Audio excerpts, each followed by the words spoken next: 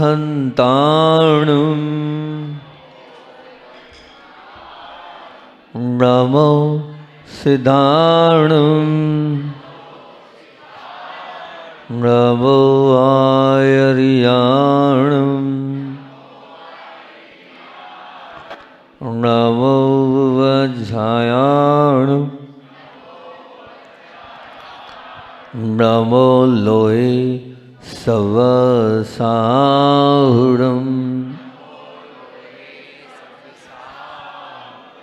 नमो अरिहन्ताणं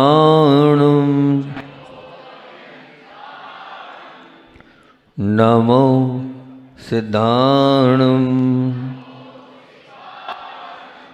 नमो आयर्याणं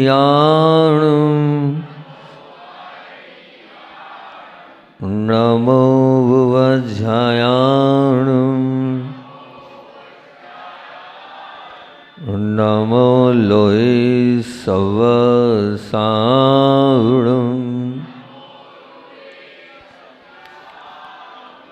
नमो अरुहन्ताणं नमो सिद्धाणं नमो आयर्याणं नमो वज्रायाणं नमो लोहे सवसाहुडं।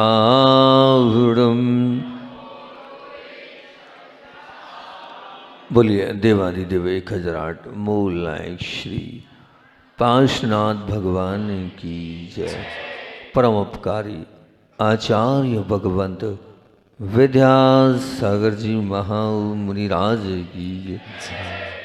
शिक्षा प्रदाता आचार्य भगवंत समय सागर जी महामुनिराज की जय। बोलिए परम पूज्य मुनि श्री दुर्लभ सागर जी महाराज की, क्षुल्लक 105 निर्धूम सागर जी महाराज की।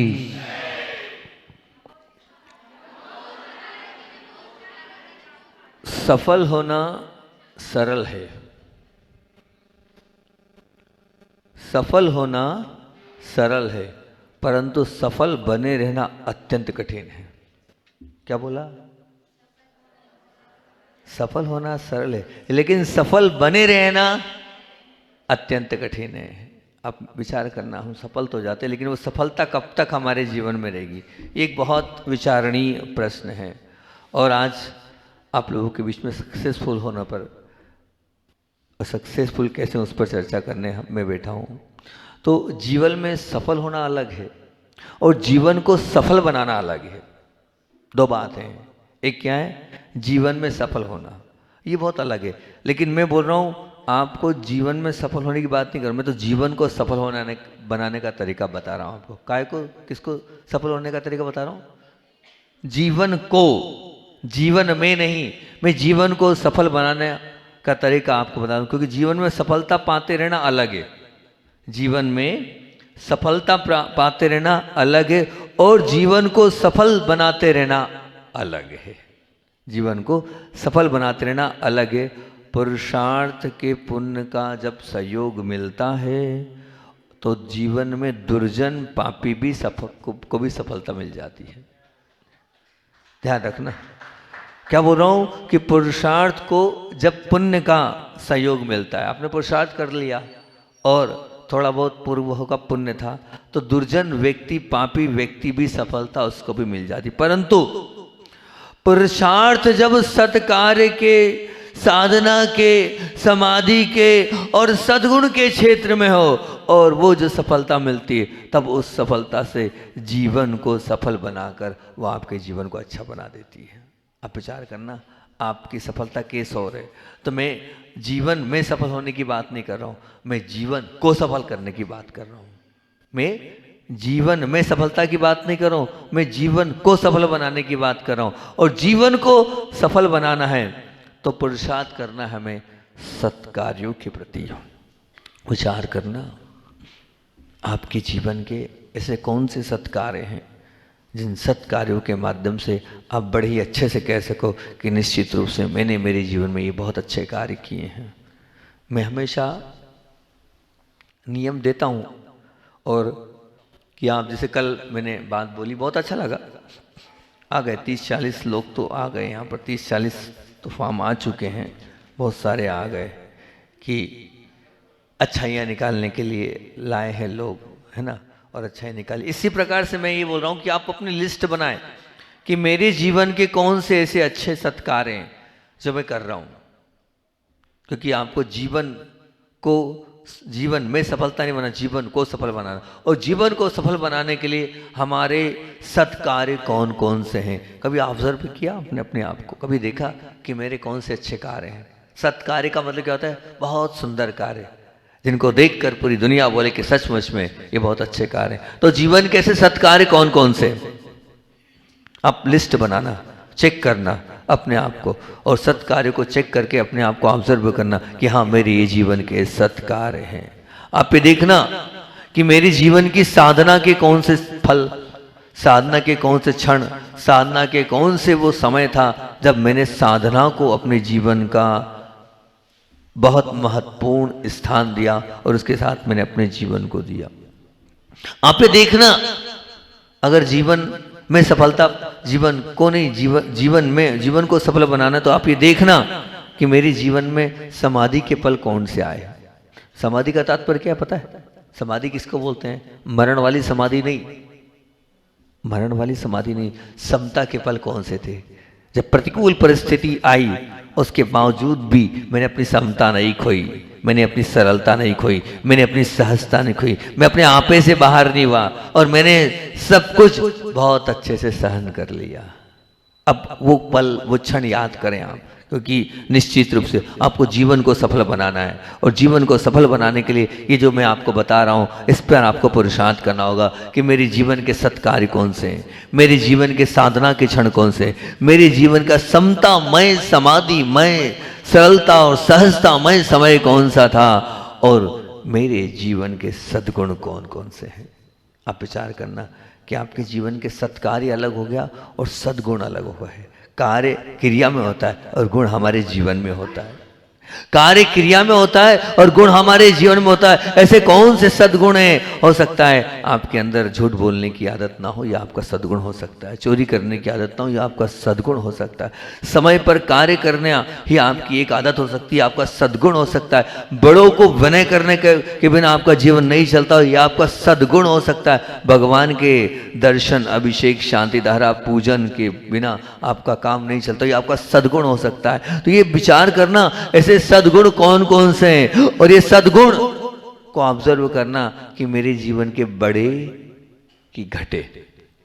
कभी कभी ऐसा होता है, मैंने देखा कि बहुत सारे लोग ऐसे होते हैं कि पहले तो बहुत अच्छा धर्म करते हैं और बहुत जुड़ते हैं और देखते हैं, और बाद में तात्पर्य जब शादी विवाह होता है सब छोड़ देते हैं। तो मुझे ऐसा लगता है शायद वो अपनी एक इमेज बनाने के लिए शादी के पहले धर्म ध्यान ज़्यादा करते होंगे ताकि लड़की अच्छी मिल जाए। ऐसा कुछ है क्या? ऐसा मैंने देखा हैगा, अक्सर देखा हैगा कि शादी होने के बाद मैं देखता हूँ जो लोग बहुत आते थे, या तो पत्नी खराब मिल जाती होगी, वो आने नहीं देती होगी हमारे पास, ऐसा कुछ मामला होता होगा है। तो ये देखा कि अब देखो आपने जीवन को पहले उठाकर देखना और उठाकर देखना, सद्गुण घटे कि बढ़े।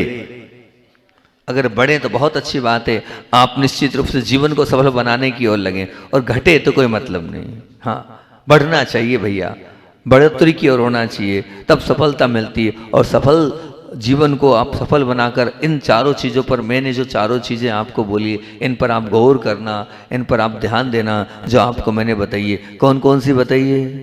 सत्कार्य, मेरे जीवन के कौन कौन से सत्कार्य है, मेरे जीवन का समतामय समय कौन सा है, मेरे जीवन का साधनामय समय कौन सा है, और मेरे जीवन में कौन कौन से सद्गुण घटे कि बढ़े। इन पर विचार करना, क्योंकि निश्चित रूप से जीवन को सफल बनाने के लिए चाबी है, जीवन को सफल बनाने के लिए एक सीढ़ियाँ हैं, जीवन को सफल बनाने के लिए एक रास्ता है, एक मंजिल है। इन्हीं के माध्यम से अपने हम जीवन को सफल बना सकते हैं। और मैं तो इतना ही कहूँगा कि अपात्र जो होता है, अपात्र को उस संख मतलब ऐसा जीवन जीकर भी वो सफलता दिलाने वाला पुण्योदय के पीछे पागल बनने की बजाय जीवन को सफल बना ले, सत्पुरुषार्थ के पीछे पागल बने रहो। आप पागल तो बन रहे हो, लेकिन किस उस कार्य के लिए पागल बन रहे हो जो साथ नहीं जाएगा। हम उसके पीछे सक्सेस होने में पीछे लगे, हम पैसा, संपदा, नाम, इस यश, इसके पीछे पागल बने नहीं, इसके पीछे पागल मत बनो। ध्यान रखना, ये जीवन में सफलता कोई काम की नहीं आएगी। जीवन को सफल करने की बात आपके जीवन में निश्चित रूप से बहुत काम की आएगी, और ये सफलता आत्मा को सुंदर और बहुत अच्छे रूप में आपको प्रस्तुत कर देगी। तो फिर कैसे बने सक्सेसफुल, हम क्या करें जिससे अपने जीवन को सफल बना पाएं। तो मैं आपको सक्सेसफुल की 10 बातें आपके पास बीच में रख रहा हूँ। इन 10 बातों को आप गौर करना और इन 10 बातों पर चिंतन करना, इस 10 बातों से अपने जीवन को अच्छा बनाने का प्रयास करना। जो 10 बातें आपके बीच रख रहा हूँ, सक्सेसफुल जब था मैं तो उसमें गुड नेचर पर आपसे बात करी थी, है ना, तो गुड नेचर पर आपसे बात बोली थी। अब आज सक्सेसफुल पर बात कर रहा हूँ। तो सक्सेसफुल का एस बोल रहा है, क्या बोल रहा है? Solid foundation. एस बोल रहा है सॉलिड फाउंडेशन चाहिए। अगर आप सक्सेस होना चाहते हैं तो पहले देखें मजबूत नींव चाहिए। मैं जो कार्य कर रहा हूं उसको परखें कि वो जो कार्य है किसके सहारे खड़ा होगा। बिना नींव के मकान खड़ा नहीं होता है। तो नींव को टटोले, नींव को देखें। बिना नींव तो कि अगर कोई खड़ा भी कर लेंगे तो आज नहीं तो कल थोड़ी बहुत हवा आएगी और थोड़ा बहुत भूकंप आएगा, जरा से में धराशायी हो जाएगा। तो ऐसा बोल रहा है, आप लोगों को याद रखना होगा। ये मेरा मंगलाचरण है, ये जो मैं बता रहा हूँ ये मंगलाचरण है, ठीक। ऐसा क्या बोल रहा है बच्चों? Solid foundation. क्या चाहिए? मजबूत नींव चाहिए। फिर यू बोल रहा है अंडरगो एग्जामिनेशन। यू बोल रहा है अंडरगो एग्जामिनेशन, हमेशा परीक्षा से गुजरना पड़ेगा। अगर सक्सेस होना है तो बिना परीक्षा के निश्चित रूप से आप सक्सेस नहीं हो सकते हो। अपने जीवन में सफलता पाना है तो आपको हर क्षण, हर पल, हर समय आपको परीक्षा देने के लिए तत्पर रहना पड़ेगा कि नहीं मैं तैयार हूं, बिल्कुल पूरी तरीके से तैयार हूं। हर तरीके से अपने आप को मैं किस लिए तैयार कर रहा हूं कि हर कठिन परिस्थिति में मैं परीक्षा दूंगा और परीक्षा में पास होकर ही बताऊंगा। हमारे पूज्य गुरुदेव, संस्मरण भी हो जाएगा, चलो ठीक है, अंत की जगह पहले ही संस्मरण सुन लो आज, क्योंकि परीक्षा की बात चल रही है। तो पूज्य गुरुदेव के शब्द याद आ गए मुझे, मैं वो परीक्षा की बात कर लेता हूं, है ना। सुनना है नहीं सुनना है? सुनना है। गर्मियों की बात थी, हम लोग कुंडलपुर की उस लू भरी धरती पर और गर्म में उगलती हुई धरती पर पूरा संघ वहां पर गर्मी के आनंद ले रहा था। आनंद ही कह सकते हैं, लू में आनंद ही आता है। आप अगर गए हो गर्मी में तो देखना क्या स्थिति बनती है। जब हम दीक्षा लेके गए, हमने कहा अच्छा स्त्री जी थोड़ी तो दया करते, थोड़ी तो करुणा करते हम लोगों पर, नए नए साधुओं पर। आप इतनी गर्मी में, पहली गर्मी सोचो, नए नए साधकों को वहां ले आए। तो आचार्य श्री जी बोलते हैं कि नहीं, पहले तुम्हें अच्छा तपाना है, और तपाने के लिए जो है इसलिए यहाँ लाए, पहली गर्मी खाओ अच्छे से। अब हुआ ये कि हम पूज्य गुरुदेव के साथ प्रतिदिन की भांति सोच के लिए साथ साथ जाते थे। जब सोच के लिए साथ साथ जाते थे तो अब हम उस वक्त तो छोटे थे, इतना नया नया अपन मामला, इतना बोल नहीं पाते थे उस वक्त, एकदम, है ना, थोड़ा डर सा लगता था। लेकिन इतना था कि जैसे सोच पे जाते थे और हम जो हमारा कमंडल होता था वो कमंडल हम जैसे भर के दिया, जबकि अभी तो छोटा कमंडल हमारा, उस वक्त तो बड़ा कमंडल था हमारा पहले। आचार्य दीक्षक से बड़ा दिया था मैं कमंडल। अब वो कमंडल हम देखते थे कि रात को 5, 6, 7 बजे तक खत्म हो जाए, दिन भर जो है पानी मारो। वहाँ तो ऐसी गर्मी रहती थी कि मुंह सूख जाता था, पानी मारो, और शाम तक जो है वो आधा हो जाता था और कभी कभी तो पूरा ही हो जाता था। रात को दूसरा भरो और मान लो अंतराय आ गया है तो फिर तो मत पूछो आप, 1-2 कमंडल और लग जाएंगे रात में हमारे लिए। ऐसी स्थिति बन जाती थी, हर आधा घंटे में उठो पानी मारो। अब नए नए महाराज बने थे भैया, ऐसी स्थिति थी। अब ऐसा हुआ कि आचार्य जी का केशलोच, आचार्य का केशलोच था, गर्मी का केशलोच था। गर्मी के केशलोच में आए और आचार्य जी ने जो है कमंडल था उनका, गुरुदेव का, वो पूरा कमंडल गुरु जी का भरा हुआ था। तो एक बड़े महाराज जी ने उनसे बोल दिया, बोले आचार्य श्री जी, आपने केशलोच के समय भी आपका कमंडल पूरा भरा का भरा रखा है, आप इस पानी को इस जमीन में, इस पानी को इस जमीन में देख रहे हो, तो बोले ये भी जड़ है और शरीर भी जड़ है, अगर यहाँ लगा लेते तो क्या बिगड़ जाता, फालतू तो गए ही पानी आपका कमंडल में, अगर इसको 2-4 बार इसको धो लेते चेहरे को तो क्या बिगड़ जाता। तो आचार्य श्री जी ने कहा मैं निश्चित मान रहा हूं ये भी जड़ है और वो भूमि भी जड़ है, लेकिन ये जो मैंने यहाँ पर पानी मारा है ना, इससे मेरे नंबर नहीं मारा ना, इससे मेरे नंबर बढ़े, और जो मैंने भूमि में पानी दिया ना, इससे मेरे नंबर क्या हुए, घटे नहीं, उल्टे बढ़े गए। मैं यहां मार लेता तो नंबर घट जाते, मैं यहां 4-6 बार पानी मार लेता, कमंडल तो खाली हो जाता, बहुत मुझे शांति की अनुभूति भी होती, लेकिन मेरे नंबर कम हो जाते, और मुझे मेरे नंबर कम नहीं करने, मुझे मेरे नंबर कम नहीं करने। ये परीक्षा की घड़ी है, इस परीक्षा में मुझे पास होके बताना है। और देखो भैया, हम आपके जैसे कितनी बड़ी बात बोलते हैं, वो महाराज जी से बोलते हैं, हम आपके जैसे गर्मी में उपास तो कर नहीं पाते, हमसे उपास तो होते नहीं हैं, आप लोगों की जैसी साधना तो हो नहीं पाती है, पर थोड़ी छोटी सी साधना कर लेते हैं, इसलिए छोटी साधना कर ली कि भैया मुंह नहीं धोना है तो नहीं धोना है, इतनी सी छोटी सी साधना कर ली। मैंने कहा इतनी बड़ी साधना कर ली कुंडलपुर के लू में, और बोल रहे हैं कि हम बड़ी साधना नहीं कर पाते। ऐसे हमारे गुरुदेव थे, महान गुरुदेव थे। तो हमेशा हमें परीक्षा से गुजरना होगा, हमें अपने जीवन में कुछ पाना है तो परीक्षा से पीछे नहीं हटना है, परीक्षा देने के लिए अपने आप को आगे करना है कि नहीं मैं परीक्षा दूंगा। तीसरा क्या बोल रहा है, SU, यू के बाद क्या आता है, सक्सेस का C, इतना तो बोल सकते हो ना आप लोग, बोलो ना, C क्या होता है, कंप्लीट डेडिकेशन। C बोल रहा है कंप्लीट डेडिकेशन चाहिए, जब तक संपूर्ण समर्पण नहीं होगा आप सक्सेस नहीं हो सकते। अपने आपको बिल्कुल वहां पूरी तरीके से आपको वहां पर समर्पित करना होगा कि नहीं मैं बिल्कुल पूरी तरीके से तैयार हूं, आप जैसा बोल रहे हो उसमें सहमत हूं मैं, और उसमें कोई किंतु नहीं और कोई परंतु नहीं। तो एक कंप्लीट डेडिकेशन चाहिए, और कंप्लीट डेडिकेशन निश्चित रूप से आपको आपके जीवन में सफलता की उस मंजिल तक पहुंचा ही देगा। और फिर C क्या बोल रहा है, सक्सेस का डबल एक और C होता है ना, हाँ, तो एक और C होता है, वो कह रहा है क्लियर इंटेंशन। पहले इंटेंशन बिल्कुल क्लियर कर लो, आशय स्पष्ट होना चाहिए आपका। अब बढ़ रहे हो ना, अगर आपका आशय स्पष्ट नहीं है कोई मतलब नहीं, तो आपको क्लियर इंटेंशन के साथ अपने जीवन को आगे बढ़ाना है, और एक ही इंटेंशन हमारा एक ही रहेगा, और उसी इंटेंशन से मैं ये चाहता हूँ, देखो जिसका क्लियर इंटेंशन होता है ना, निश्चित मान के चलना कि वो इंटेंशन के साथ अगर आप सबको बताते हुए चल रहे हो, पारदर्शिता के साथ चल रहे हो, तो 4 लोग आपके सहयोग में रहेंगे। अब आपका इंटेंशन ही क्लियर नहीं है तो कौन आपके साथ खड़ा होगा, बिल्कुल कोई आपके साथ खड़ा नहीं होगा। तो क्लियर इंटेंशन। ई बोल रहा है, क्या बोल रहा है, एलिमिनेट, क्या बोल रहा है, डिप्रेशन। मतलब क्या हो गया, आपको बिल्कुल भी खिन्नता वाला व्यवहार नहीं करना, ध्यान रखना। ये खिन्नता वाला आपका जो व्यवहार है ना, ये बिल्कुल भी अगर आप कर भी रहे हैं तो खिन्नता के कारण आप अपने उस लक्ष्य को प्राप्त नहीं कर पाओगे। अब बात बात में चिढ़ जाओगे आप, बात बात में बुरा मान जाओगे आप, छोटी सी बात को लेकर बैठे रहोगे आप, तो कहाँ से अपने लक्ष्य को प्राप्त करोगे। अरे आया और गया करो, छोड़ो और आगे बढ़ो, तब कहीं जाकर आप आगे बढ़ पाओगे। फिर एस बोल रहा है,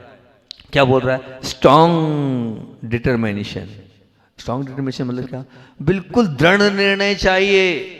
निर्णय में आपने ले लिया, अब पीछे नहीं हटो, नहीं तो बात चले कभी इधर तो कभी उधर तो कभी उधर तो कभी इधर, कहाँ से सक्सेस होगे भैया, हो ही नहीं पाओगे। सक्सेस होने के लिए आपको निर्णय आपका दृढ़ होना चाहिए।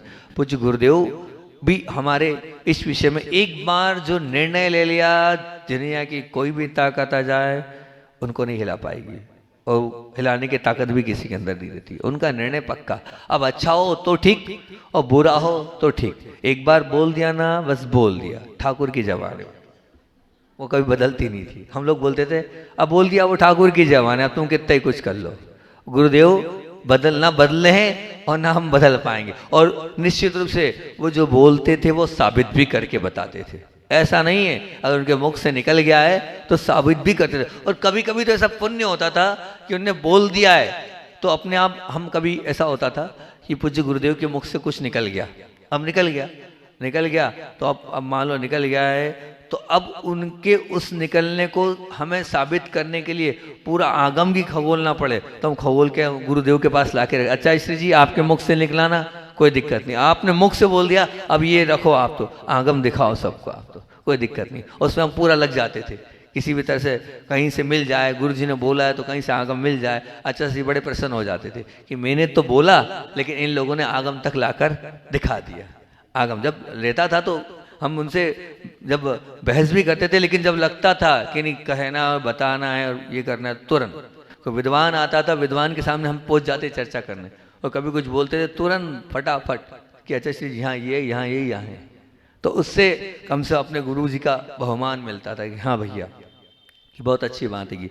तो हम यही बोल रहे हैं, क्या बोल रहे हैं कि दृढ़ निर्णय चाहिए, निर्णय को अपने को बिल्कुल बदलना नहीं। फिर उसके बाद फिर एक और ऐसे बोल रहा है, क्या बोल रहा है, ये बहुत जरूरी है, सुपर कोऑपरेशन। ध्यान रखना अकेले से कुछ नहीं होता है, ध्यान रखना अपना सहयोगी तो चाहिए, आपको अपने सहयोगी बनाना होगा। सक्सेस होना है, आप अकेले सक्सेस नहीं हो सकते हो, आप सहयोगी बनाओ।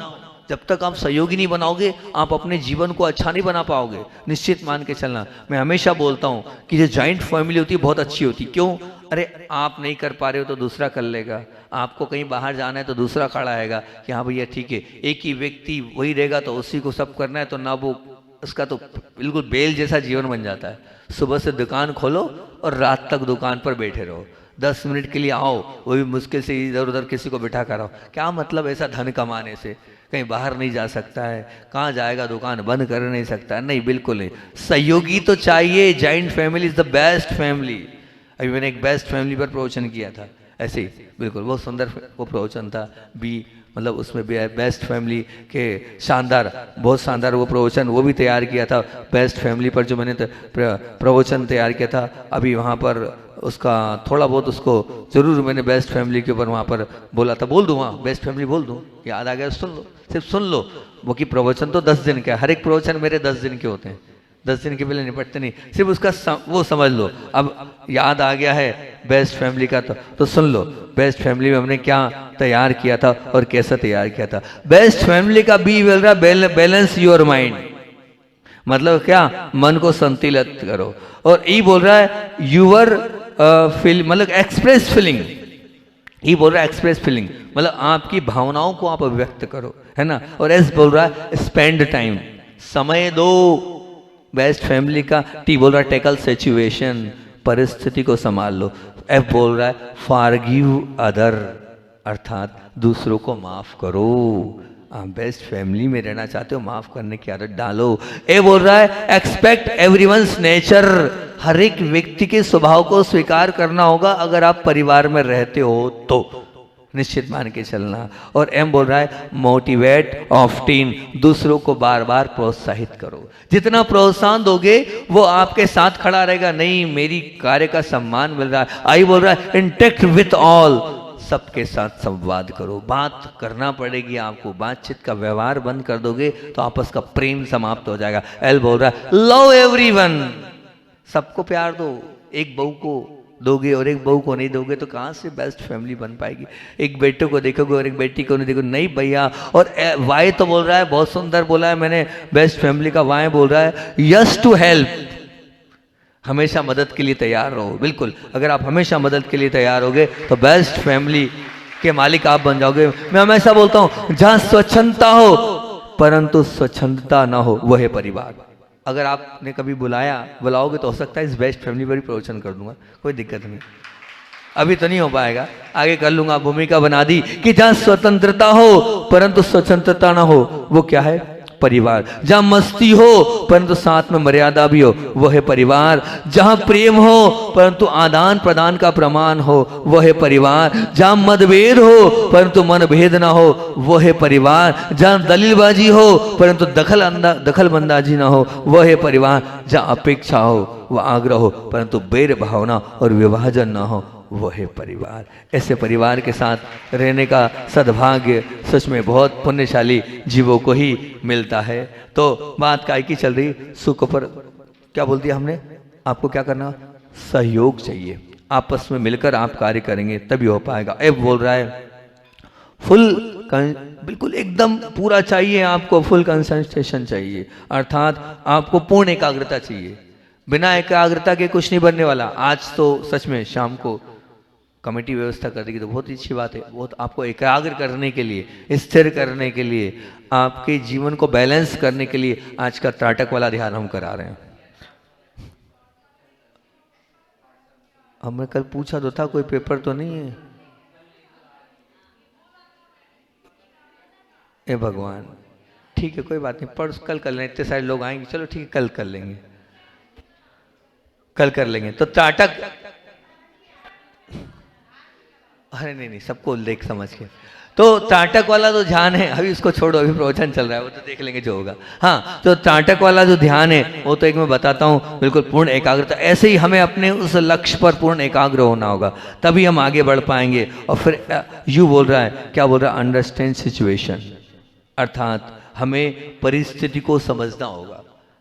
आप लगे थे हो सक्सेस होने के लिए, लेकिन परिस्थिति भी तो समझो कि किस प्रकार की परिस्थिति है और किस प्रकार के हमारे अपने जीवन में हमें आगे बढ़ना है। और एल बोल रहा है, क्या बोल रहा है, लॉ फॉर रिस्ट्रिक्शन।